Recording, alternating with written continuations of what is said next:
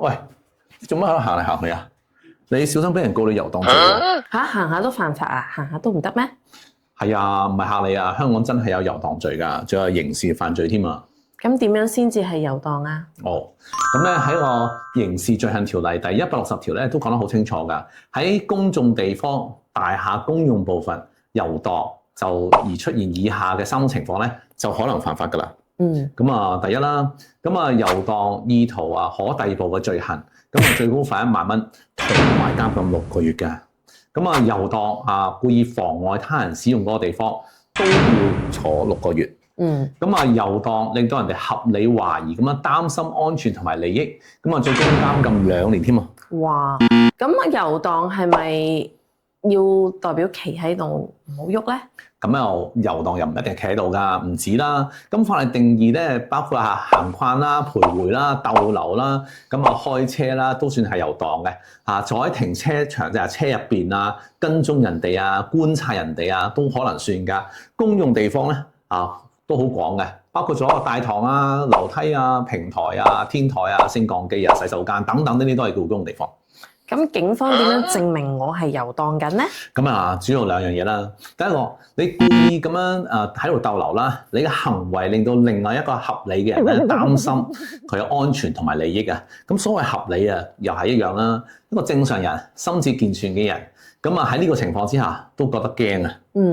咁另外一個咧就喺2006年咧有個案件啦，咁被告Peace James 咧，咁多次尾隨一個女子，咁喺學校外面徘徊，咁法庭話咧重點唔係佢有冇實際傷害嗰呢個女仔啊，係咧佢有冇合理嘅令到佢產生呢個憂慮啊，最後判咗4個月監嘅。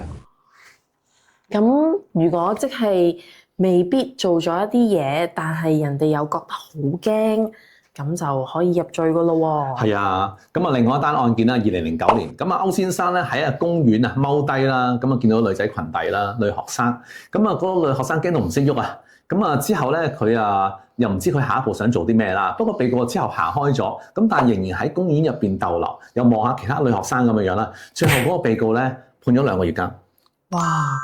但係咁樣真係好容易嚇親人喎，聽落又好容易中招喎。係㗎，其實呢條罪咧多少都一直有啲爭議㗎。咁有啲人會批評啦，可能會侵犯市民保持沉默嘅權利啦，亦都可能係一啲人士咧，譬如話低智力或者係行為能力缺乏嘅人咧，就可能對佢哋唔公平喎。咁社會擔心咧，可能警方因為呢個嘅權力過大啲嘛。